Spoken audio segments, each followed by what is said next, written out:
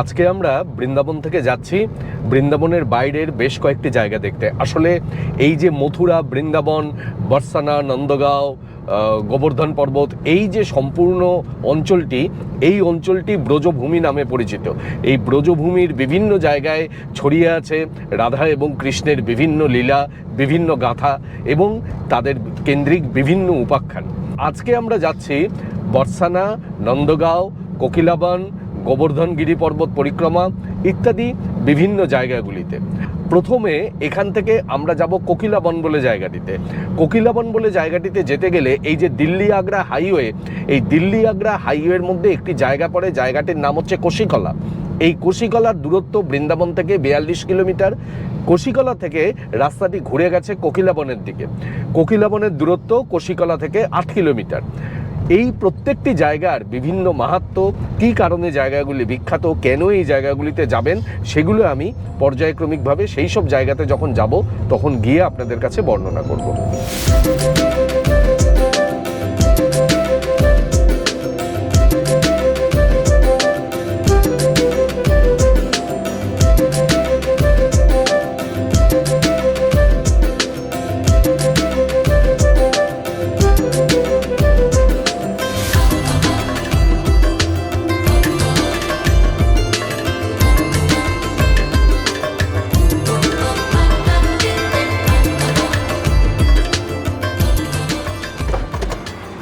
আমরা আজকে ব্রেকফাস্ট করে বেরোইনি, রাস্তায় একটি জায়গাতে আমরা দাঁড়ালাম।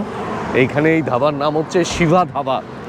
এইখানে আমরা ব্রেকফাস্ট করব, তারপরে আমরা সামনের দিকে এগোবো। আর এই রেস্টুরেন্টটা ভীষণ ভালো, মানে সব কিছু খাবার পাওয়া যায়। আপনারা চাইলে অনেক কিছুই নিতে পারেন, অপশান অনেক। ব্রেকফাস্টে নিয়েছে হচ্ছে ধোসা, মশালা ধোসা, কারণ সারাদিনের জার্নি ধোসাটা খেলে শরীরটা খুব ভালো থাকে, এই জন্য আমরা ধোসাই নিয়েছি, পারাঠা নিইনি। যদিও এখানে পারাঠাটাই ভালো হয়, ধোসা এরা করতে পারে না, তবুও এটাই নিলাম আর কি। আমরা ধোসা নিয়েছিলাম, 140 টাকা করে নিল ধোসা, আর কুলহারটি নিল 25 টাকা করে। ভালোই খাওয়া দাওয়া হলো, এবার আবার রওনা দিই।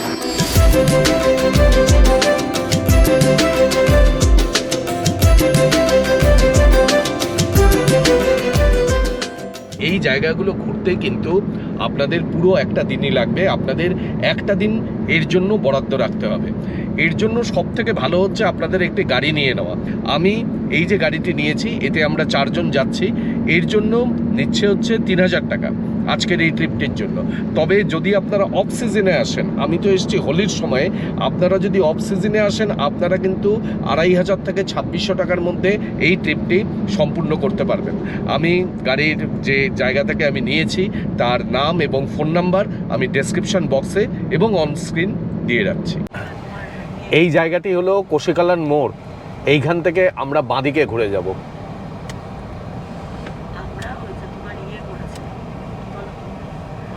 এই বাঁদিকে গিয়ে 8 কিলোমিটার মতন রাস্তা, তারপরে হচ্ছে কোকিলাবন।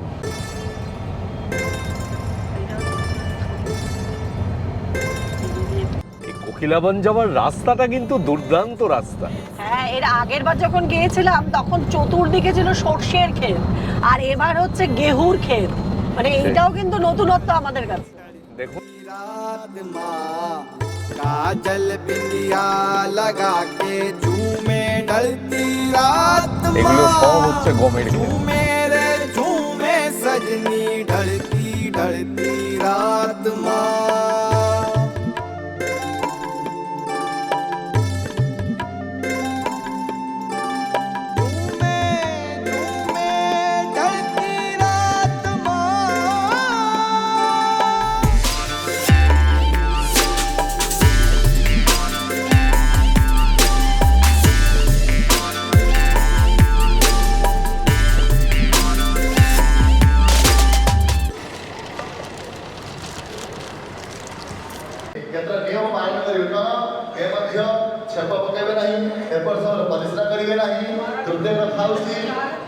শনিদেব এই বৃন্দাবনে আসেন শ্রীকৃষ্ণের সাথে সাক্ষাৎ করতে। শ্রীকৃষ্ণ তাকে এই স্থানে কোকিল রূপে দর্শন দেন। এবং তারপরের থেকে শনিদেব এখানেই অধিষ্ঠান করছেন, আর ভগবান শ্রীকৃষ্ণ এখানে কোকিল বিহারী রূপে পূজিত হন। এইখানে শনিদেবের মন্দির রয়েছে, সেখানে তেল দিয়ে শনিদেবের অর্চনা করা হয়, আর তাছাড়াও এখানে কোকিল বিহারী রূপে শ্রীকৃষ্ণের মন্দিরও রয়েছে।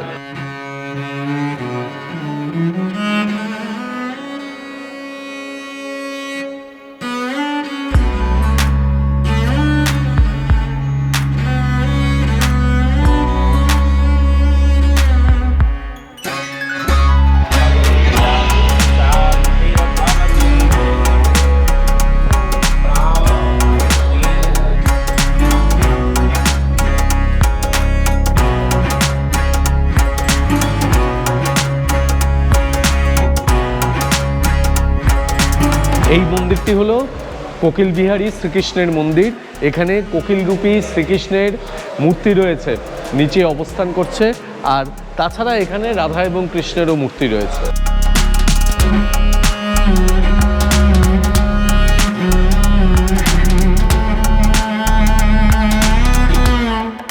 আমরা কোকিলাবন থেকে দর্শন করে বেরোলাম, বেশ ভালোই দর্শন করলাম এবং পুজো দিলাম সবাই মিলে। এনারা কিন্তু বেশ ভালোই আছেন, ভালো পুজো দিলাম। আর সবচেয়ে মানে আমার এখনো পর্যন্ত শান্তি বলতে পারেন, আমার মা মাসিকে নিয়ে এসেছি, এত বয়স কিন্তু অসম্ভব ভালো সার্ভিস দিচ্ছে আর কি ওনারা। পায়ে ব্যথা থাকা সত্ত্বেও কালকে বাঁকা বিহারীর মন্দিরের ওখানে অসংখ্য মন্দির ঘুরেছি, হেঁটে হেঁটে ওরা দর্শন করেছে, কারণ ওখানে তো টোটো অটো যায় না কিছু। আমাদেরও ভীষণ ভালো লাগলো যে এত সুন্দর ঠাকুর দর্শন করতে পারবো, এত সুন্দর সব কিছু দেখে উঠতে পারবো, এটা সত্যি ভাবতে পারিনি। আমরা এখন এসে পৌঁছলাম নন্দগাঁওতে। এই নন্দগাঁওতে আপনাকে যেখানে গাড়ির থেকে নামাবে, তারপরে আপনাকে কিছুটা রাস্তা এই গলিপথ ধরে হেঁটে যেতে হবে। খুব বেশি দূর নয়, মোটামুটি 200 মিটার মতন রাস্তা এই গলিপথ ধরে হেঁটে যেতে হবে। তারপরে কিছুটা সিঁড়ি দিয়ে উঠে তারপরে আপনি নন্দবাবার মন্দির পাবেন।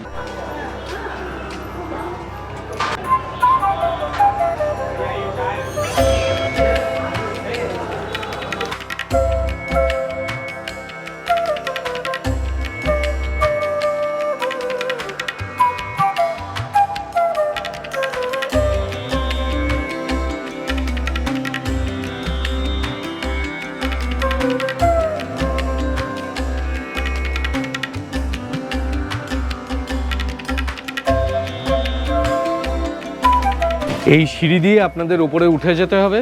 চওড়া চওড়া সিঁড়ি, খুব একটা অসুবিধা হওয়ার কথা নয়, ধীরে ধীরে উঠে যেতেই পারবেন।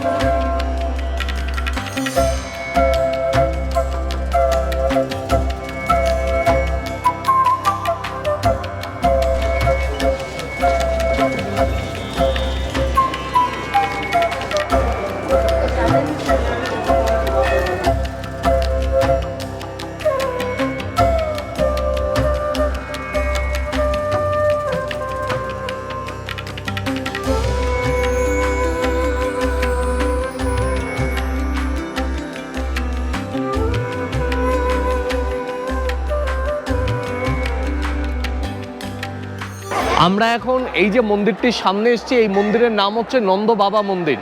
গোকুলে শ্রীকৃষ্ণ 2 বছর 3 দিন পর্যন্ত ছিলেন, তারপরে এইখানে তিনি নন্দ বাবা এবং যশোদার সাথে চলে আসেন। এখানে এসে তিনি অবস্থান করেছিলেন 9 বছর 39 দিন।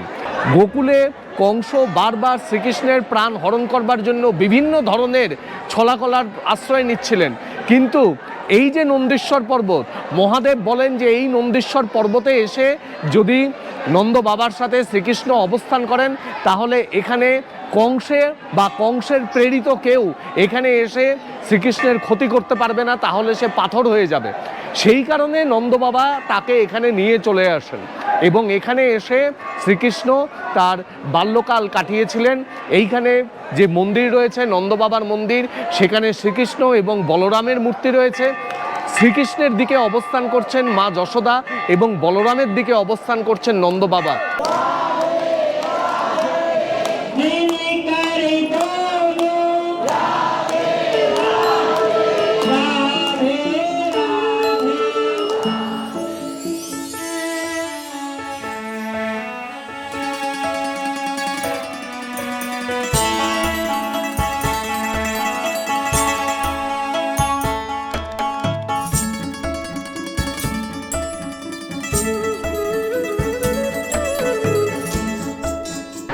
এই ব্রজধামে যখন শ্রীকৃষ্ণ আসেন তখন মর্তে শ্রীকৃষ্ণর রূপ দেখার জন্য শিব এখানে এসে উপস্থিত হলেন এবং যশোদা মা তখন শিবকে বলেন যে তুমি এই অবস্থায় নন্দলালার সামনে যেও না, তোমার এই জটাধারী রূপ, তোমার এই ছাই মাখা রূপ দেখে আমার ছোট্ট নন্দলালা ভয় পেতে পারে। সেই কারণে শিব তখন এখান থেকে বেশ কিছুটা দূরে অবস্থান করতে থাকেন এবং নন্দলালা মানে শ্রীকৃষ্ণ সেখানে গিয়ে শিবকে দেখা দেন বা দর্শন দেন। তার সেই দর্শনের ফলে শিবের আশা পূর্ণ হয় এবং শিব সেইখানে আশেশ্বর মহাদেব রূপে অধিষ্ঠান করেন। শিবকে দর্শনের পরে নন্দলালার খুব আনন্দ হয়, সে প্রচণ্ড হাসতে থাকে, আনন্দে পুলকিত হতে থাকে। যশোদা তখন নন্দলালার সেই আনন্দ উচ্ছল রূপ দেখে শিবকে বলেন যে তোমাকে দর্শন করে আমার নন্দলালা এত আনন্দ পেয়েছে, তুমি এখানেই অধিষ্ঠান করো। তখন শিব 3টি শর্তে এখানে থাকতে রাজি হন। প্রথমত তিনি বলেন যে সকালবেলা যে জলে নন্দলালাকে স্নান করানো হবে সেই জল যেন আমার মাথায় পড়ে। দুপুরবেলা নন্দলালাকে যে ভোজন করানো হবে সেই ভোজনের শেষ অংশ তার যে উচ্ছিষ্ট তা যেন আমাকে ভোগ রূপে নিবেদন করা হয়। আর তৃতীয়ত নন্দলালা এই ব্রজধামের যেখানে যেখানে যাবেন সেইখানে আমি তার সাথে যাব। মা যশোদা এই 3টি শর্তেই রাজি হন এবং তারপরের থেকে শিব এইখানে নন্দলালার সাথে এই নন্দীশ্বর পর্বতেই অবস্থান করছেন।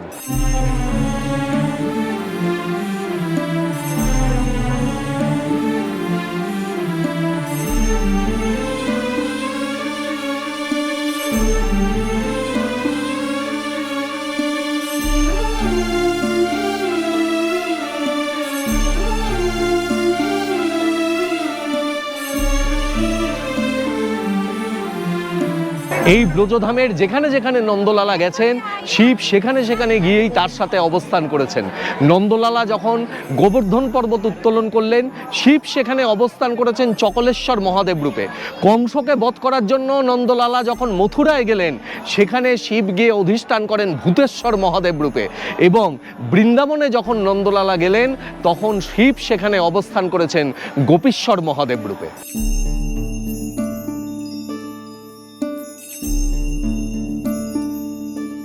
এই নন্দগাঁওতে নন্দ বাবার 9 লক্ষ গরু ছিল, সেই কারণে এখানে দুধের প্রোডাক্ট কিন্তু আজও বিখ্যাত। এখানে এসে দুধ খাবেন, লস্যি খাবেন, রাবড়ি, এইসব জিনিসগুলো এখানে খাবেন।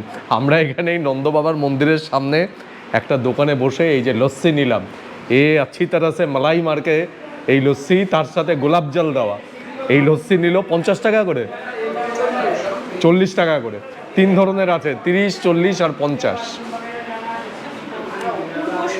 দারুণ বানিয়েছে লস্যি, অপূর্ব। ये रबड़ी, ये पेड़ा 40 रुपए, ये लस्सी दही का दही एकदम शुद्ध मिलेगा प्योर। নন্দগাঁও থেকে এখন আমরা রওনা দিচ্ছি বর্ষানার পথে। নন্দগাঁও থেকে বর্ষানার দূরত্ব 8 কিলোমিটার।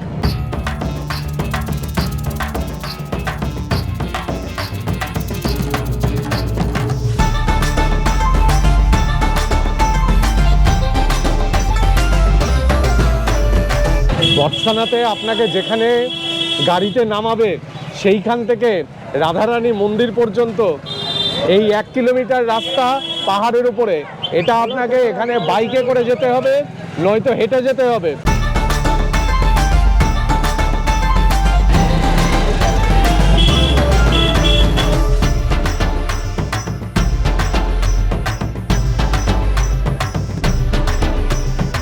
এখানে কিন্তু স্থানীয় ছেলেরা বাইক নিয়ে তারা পৌঁছে দেয়। পার বাইক নেয় হচ্ছে 100 টাকা করে, মানে আপনি যদি একজন যান তাহলেও 100 টাকা, আর দুজন যদি যান তাহলেও 100 টাকা, তার মানে পার হেড তখন পড়ে 50 টাকা করে।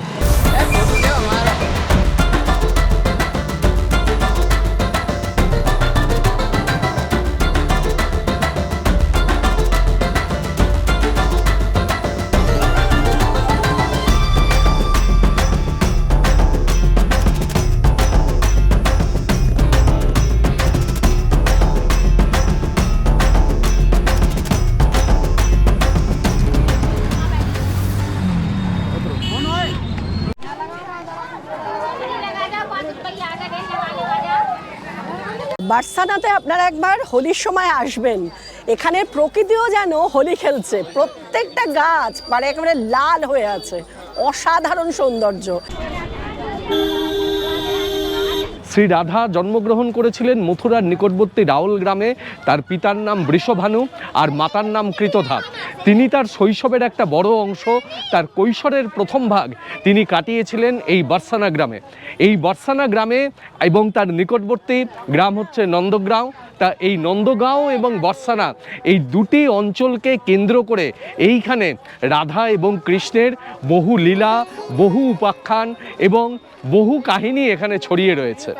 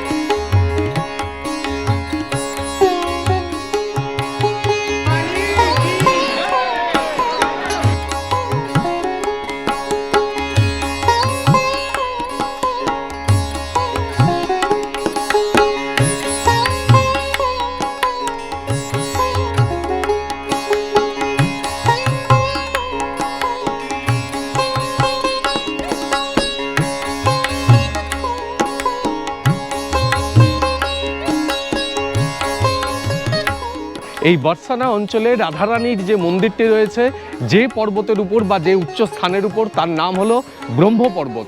এইখানে এই মন্দিরটি সকাল 8টা থেকে দুপুর 12টা পর্যন্ত খোলা থাকে এবং তারপরে এটি বিকেল 4টে থেকে রাত্রি 8টা পর্যন্ত খোলা থাকে।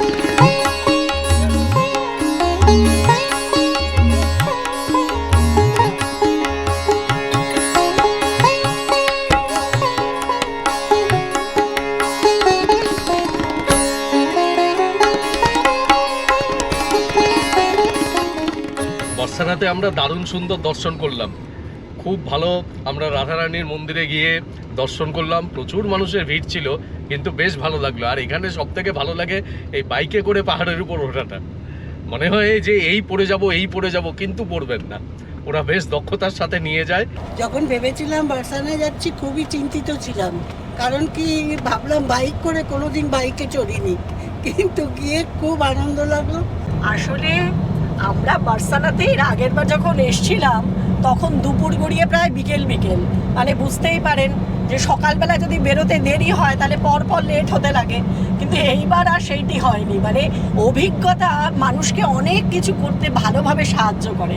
আগের বারে সেই অভিজ্ঞতা থেকে আমরা অনেক তাড়াতাড়ি বাড়ির থেকে বেরিয়ে গেছি, মানে হোটেল থেকে বেরিয়ে গিয়ে একেবারে সবগুলো একেবারে সময়ের মধ্যে, মানে 1টা পর্যন্ত মোটামুটি সব মন্দিরগুলোই খোলা থাকে। তার মধ্যে আমরা বার্সানার মন্দিরে পৌঁছেও গেছি এবং ভীষণ ভালো দর্শন। আর বুঝতেই পারছেন এখন হোলির সময় অসংখ্য মানুষের ভিড়, আর সবাই ওই রাধে রাধে করে চিৎকার করছে। এই যেন একটা মানে কি অসম্ভব মানে অনুভূতি, সেটা না ভাষায় প্রকাশ করা যায় না। ওই মুহূর্তটায় যদি আপনি উপস্থিত থাকেন তখনই ফিল করতে পারবেন যে হোলির সময় বৃন্দাবনে মানুষ কেন পাগলের মতো ছুটে আসে। আর এখান থেকে এখন আমরা যাচ্ছি গোবর্ধন গিরি পরিক্রমাতে। এখান থেকে মানে বার্সানা থেকে গোবর্ধন পর্যন্ত দূরত্ব হচ্ছে 25 কিলোমিটার, আর গোবর্ধনগিরি পরিক্রমা হয় হচ্ছে 21 কিলোমিটারের পরিক্রমা। আমরা এখন এসে পৌঁছেছি গোবর্ধন পরিক্রমা শুরু হয় যে জায়গাটি থেকে, সেই জায়গাতে আপনি যে গাড়িতে করে আসবেন সেই গাড়ি কিন্তু আপনাকে এই গোবর্ধন পরিক্রমা যেখানে শুরু হয় সেই পর্যন্তই নিয়ে আসবে। এখান থেকে হয় আপনাকে হেঁটে 21 কিলোমিটার পথ পরিক্রমা করতে হবে, তা নয়তো এখানে ই রিক্সা রয়েছে, এই ই রিক্সাতে করেও আপনি গোবর্ধন পরিক্রমা সম্পূর্ণ করতে পারেন। এই ই রিক্সার দর বিভিন্ন সময়ে বিভিন্ন রকম হয়।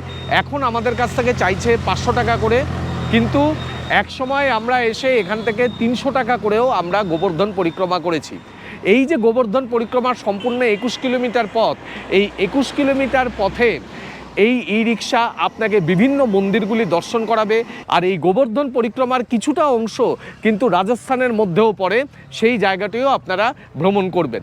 এবং আরেকটা জিনিস যে এই যে গোবর্ধন পর্বত, শ্রীকৃষ্ণ গোবর্ধন পর্বতকে তার কনিষ্ঠ আঙ্গুলে ধারণ করে বৃন্দাবনবাসীকে চরম প্রাকৃতিক দুর্যোগের হাত থেকে রক্ষা করেছিলেন, সেই লীলা, সেই মাহাত্ম্যে এই স্থল পবিত্র হয়ে রয়েছে। এবং গোবর্ধন পরিক্রমা একটি পুণ্যকর্ম। বৃন্দাবনে এসে অবশ্যই গোবর্ধন পরিক্রমা সম্পূর্ণ করবেন।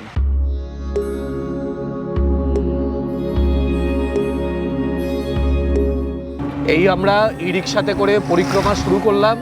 এখন বাজে হচ্ছে দুপুর 2:30।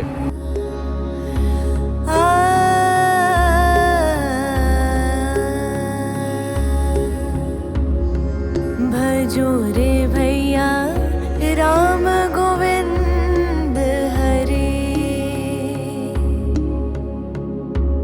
भजो रे भैया राम गोविंद हरे, भजो रे भैया राम गोविंद हरे। এখন আমরা এসেছি কুসুম সরোবরের সামনে। এই কুসুম সরোবরে শ্রী রাধা তার সখীদের নিয়ে এইখানে ফুল তুলতে আসতেন। সেইখানে মালি রূপে শ্রীকৃষ্ণ এসে শ্রী রাধাকে প্রশ্ন করেন যে তুমি যে এখান থেকে ফুল তুলছো, সেই ফুল তুমি কার অনুমতি নিয়ে তুলছো? তা রাধা বলেন যে এখানে আমি এতদিন ফুল তুলতে আসি, কোনোদিন তো কারোর কাছ থেকে অনুমতি নিতে হয়নি। তখন শ্রীকৃষ্ণ বলেন যে না, এখানে ফুল তোলা অপরাধ। তা এই রকম বাকবিতণ্ডার মধ্যে শ্রী রাধার হাত থেকে ফুলগুলি মাটিতে পড়ে যায়, সেগুলি কাদায় মলিন হয়ে যায়। শ্রীকৃষ্ণ তখন নিজে হাতে সেইগুলি তুলে রাধার হাতে দেন এবং দেখা যায় সাথে সাথে তার সব মলিনতা ধুয়ে গেছে। রাধা তখন শ্রীকৃষ্ণকে চিনতে পারেন এবং শ্রীকৃষ্ণ তখন এইখানে তার মুরলি দিয়ে এই সরোবরটি খনন করেন এবং তিনি রাধার চুলে, মানে রাধার বেণীতে একটি একটি করে সেই পুষ্প তিনি গেঁথে দেন। এই কুসুম সরোবর তার জন্যই বিখ্যাত হয়ে আছে। পরবর্তীকালে ভরতপুরের মহারাজা সুরজমল তিনি 1723 খ্রিস্টাব্দে এখানে একটি চৈত বা স্মৃতিসৌধ তিনি নির্মাণ করেন।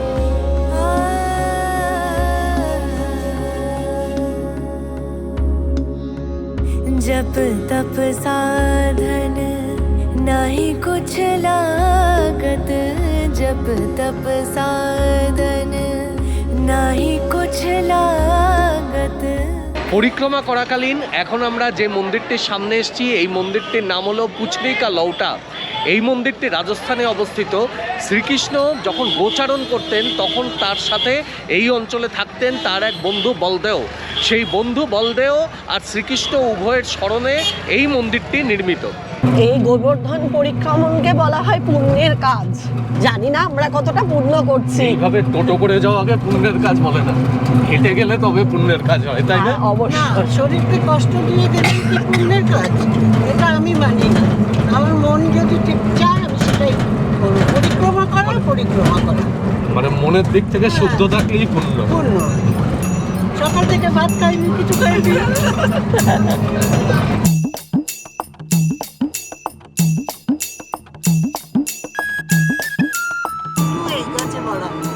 এই গাছের কাটা উড বাছিয়া খায়।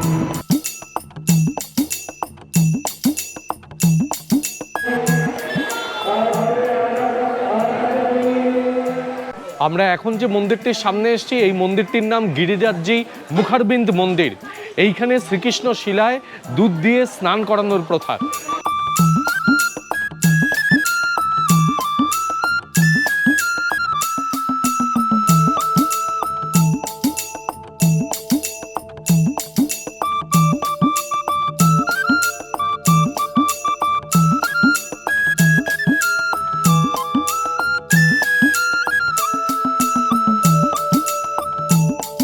এই জায়গাটির নাম হলো উদ্ভব কুণ্ড।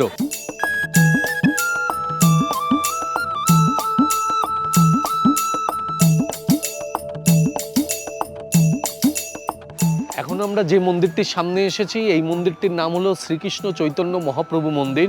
শ্রীকৃষ্ণ চৈতন্য মহাপ্রভু নিজে এই মন্দিরটিতে এসেছিলেন বলে শোনা যায়।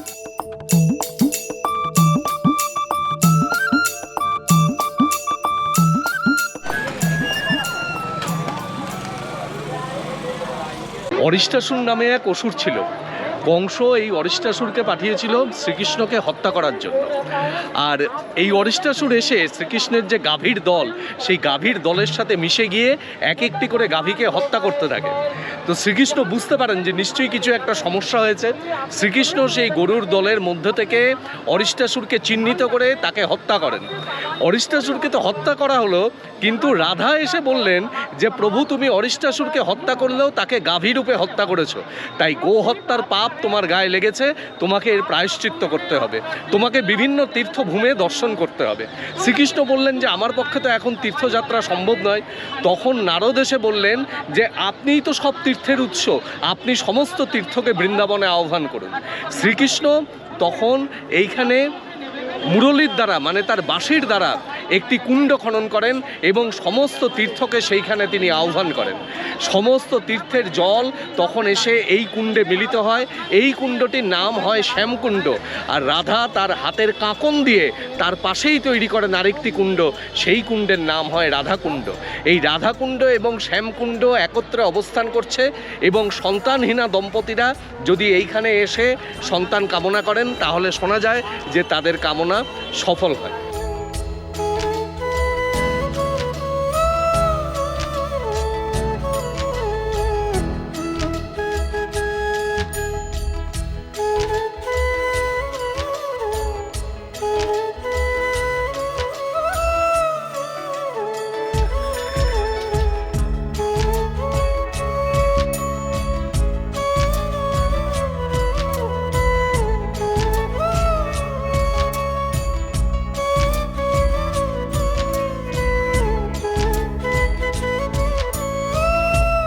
এখন আমরা পরিক্রমা শেষ করে আবার ফিরে এলাম যেখান থেকে শুরু করেছিলাম সেইখানে। এখন ঘড়িতে বাজে 5:45, মানে মোটামুটি আমাদের সময় লাগলো 3 ঘন্টা 15 মিনিট মতন।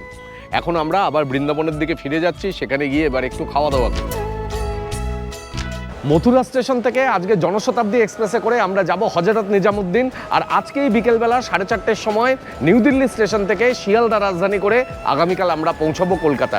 আর আমাদের এই সম্পূর্ণ মথুরা বৃন্দাবন ভ্রমণ সিরিজ আপনাদের কাছে কেমন লাগলো সেটা কিন্তু অবশ্যই কমেন্ট বক্সে কমেন্ট করে জানাবেন। ভালো লাগলে চ্যানেলটিকে সাবস্ক্রাইব করবেন এবং অবশ্যই সঙ্গে থাকবেন। অনেক ধন্যবাদ।